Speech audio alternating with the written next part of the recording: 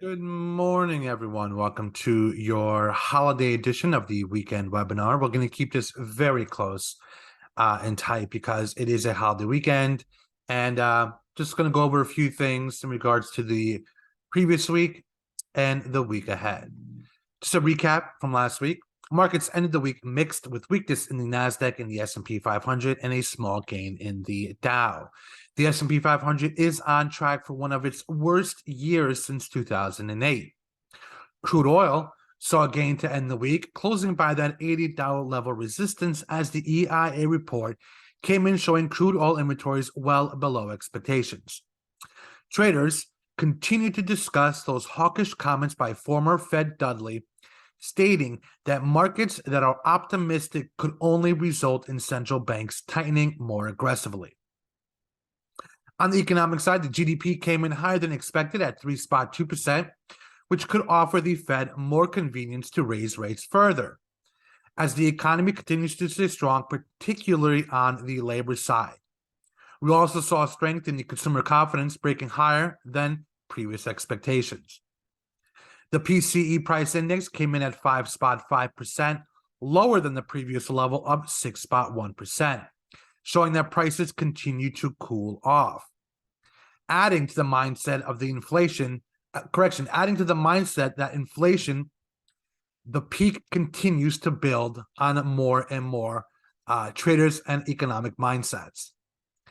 The shocker of the week happened overseas in Japan as the Bank of Japan's Kuroda adjusted their policy of their long-term bond yields. Kuroda noted that today's steps is aimed at improving market functions, thereby helping enhance the effect of our monetary easing. It's therefore not an interest rate hike. This week, members, we have a shortened holiday week, and we are set for another one of the lowest volume weeks to end the year. We will go through the economic expectations in the calendar later in the webinar. But members, keep in mind, Friday, U.S. equity markets do have a full session, but the bond markets do close early at 2 p.m. Eastern Time. To everyone celebrating, we want to wish you all a Merry Christmas. We hope you all got what you wanted. Now we're going to take a quick peek at your week ahead. As we mentioned, members, not much going on this week. One of the slowest weeks of the year. Looking at your upcoming U.S. and world events, Monday, today, U.S. markets are closed in observance of Christmas.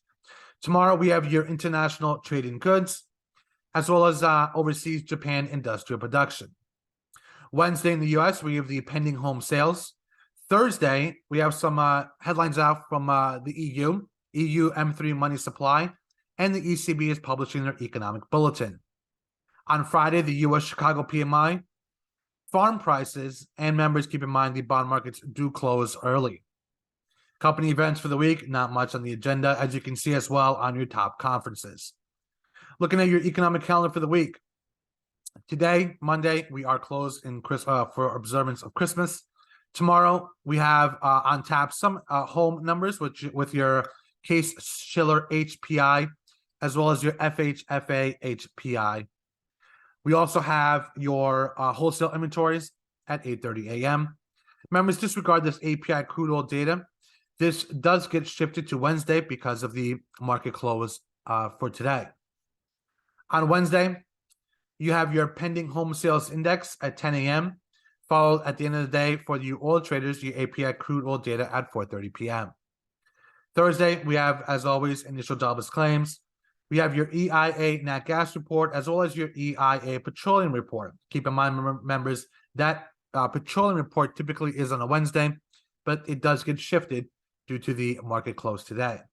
On Friday, we got your Chicago PMI and farm prices. International calendar, not much as well on the international side on agenda. Earnings, really not much to discuss here either. Fear and greed index. Currently, we do have a mindset of the fear indicator.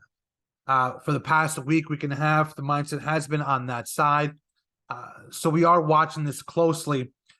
The previous close, we did see around 35. So we did see a small uptick on your fear index, but clearly the mindset and sentiment is still on the bearish side. Your weekly sector performance, strength we did see this week in energy, weakness in consumer discretionary, technology, and a little in the real estate area. Industry comparisons to your COVID levels, continuing to stay in this range. We've been watching this back and forth, backing and filling, watching for any clear indication to a downside or an upside move.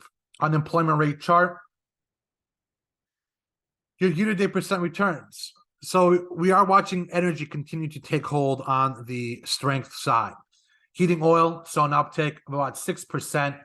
Year-to-date up about 40%. Nat gas, though, saw a large weakness this week.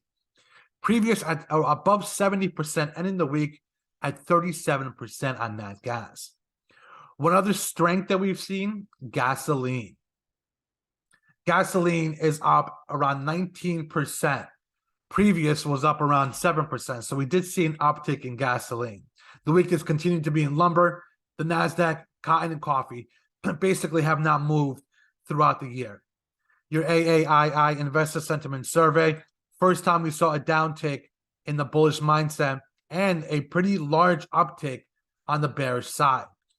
So we are watching, as we mentioned earlier, on the fear side, we are watching a more bearish shift across the sentiment area in markets. Your sector outlook, energy continuing to be the only green on the list. Utilities are trying to turn green. Saw a little move higher this week. Ended the week and year to date down spot 8.9%. On your FDA calendar side, we do have some activity tomorrow with GILD, a PDUFA date for lenacapavir, and Wednesday with TGTX, a PDUFA date for ublituximab. Now a quick peek at your charts. Gold, we did add an uptrend on gold. Gold continues to trade in this range, 1825s to 1850s on the upside, 1750s to 1775s on the downside. We are watching for this move on volume for any indication in either direction.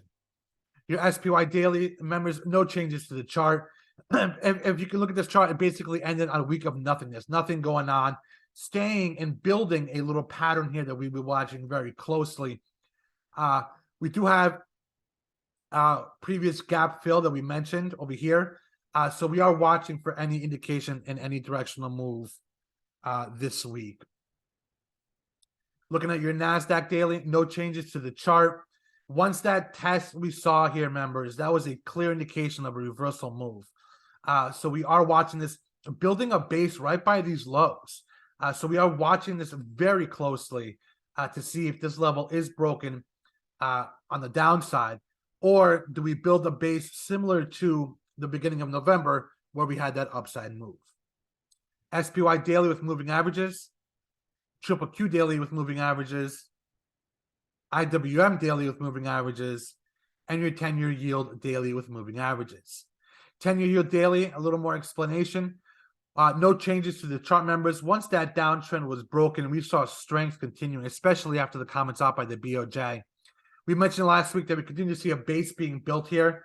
That base showed an upside move as that downtrend was broken. We are watching that level down around the 3.8% for short-term resistance, as well as that downtrend level that we'll be watching closely. On the downside, 3.4 continues to be a key level support on watch. Diamonds daily on the moving average look. IWM weekly, no changes to the chart.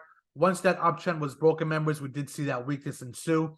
Tested at 170 level support, bounced off of it though, ended the week at 174.39. Clearly watching that 170 level as a downside move, upside above 180. HYG on a moving average look. S&P 500 daily, no changes to the chart. We mentioned last week that 4100's upside test was a short-term bearish indicator, since we saw a test and a vicious move back to lows on volume. That weakness continued, and we are looking to build a base at that 3800 level. We mentioned that gap last time as well. That was as well filled this past week. So we are watching this being built closely on a downside below 3800 or an upside above 39. VIX daily, we mentioned this last week. No changes to this. Test it, pop, test it, pop, test it, pop, tested, small pop. We'll see what happens next when it comes to the volatility index. Oil daily, no changes to the chart, members. That downtrend break was a clear indication of an upside move, ending right at that $80 level resistance. We'll be watching that closely. Will we test and come back lower, or will we break above $80 to that $85 level? Close watch on oil. Members, keep in mind, though, this is one of the slowest volume weeks of the year. So we'll be watching these moves, but a conviction move will be highly unlikely with the volume that we are expecting this week. US dollar daily, no changes to the chart. So we are seeing a downtrend break. Very closely, we're going to watch this 104 level. Is it looking to build a base to turn to the upside, or are we looking at a base that could possibly shoot lower?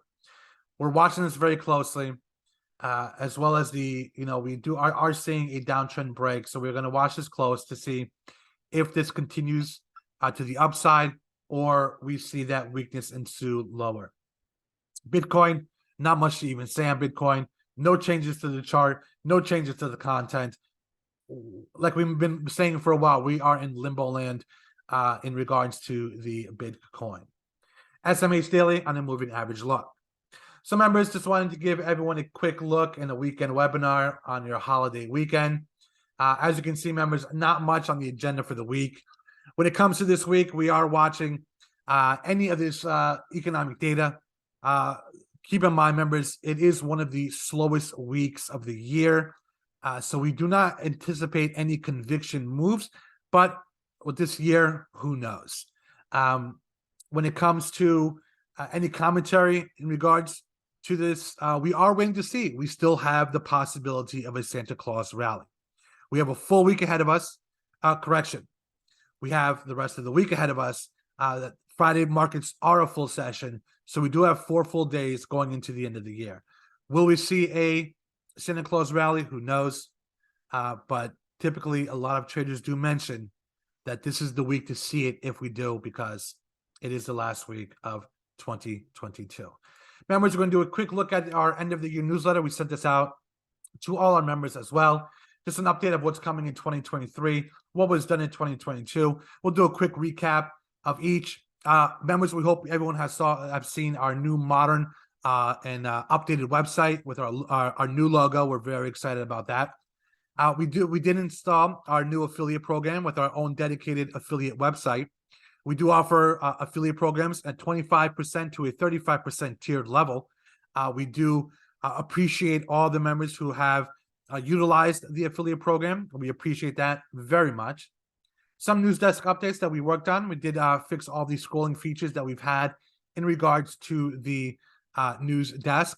We did update our mobile browsers, which gives you access to any mobile browser on any phone, portable device. Gives you full streamed access to the news desk. We updated our search feature. We added faster latency, and we are finalizing a new alert system in regards to any major breaking headlines that will give a wide alert to all our members. We added our weekend report and webinar, and the members, as always, any feedback will be greatly appreciated in regards to our weekend report and webinar. And we integrated our TradeX Plus integration. If any member has any questions regarding that, you can always reach out to us in the Ask the Desk or shoot us an email or a phone call. What's coming in 2023? Our new squad. Faster latency. New saved reporting setup. We're going to keep the same interface because no one really likes a change. Volume control. And we're adding, eventually, future podcast recordings. Getting an insight in regards to what the Trade Exchange sees. Also, in regards to any traders out there that are well respected, any feedback or commentary in regards to what they're seeing as well. Our community chat room. It'll be a Discord setup, a dedicated Trade Exchange bot, special moderators, and a Q&A session with the Trade Exchange team. The Trade Exchange bot will be added in there because some people would not like to have too many windows open. So it will be a real-time bot coming from the information in the news desk, posted in the Trade Exchange Discord. So we're very excited about that. new tiered subscriptions. With all these new changes and the TradeX Plus integration, we are going to be adjusting our levels of subscription on a tiered basis. Members, one thing on your behalf, you are locked in at your rate no matter what changes are being done. So you have nothing to worry about in regards to this tiered subscription level, but we are adding this in regards to some of the new additions that we'll be doing for future members. The webhook and API update. Once the beta test for the TradeXchange bot is complete, we will have an availability of a free version for all our members, if interested. TradeX Plus updates. We are working closely with TradeX Plus team for new and exciting updates. We will keep everyone updated shortly.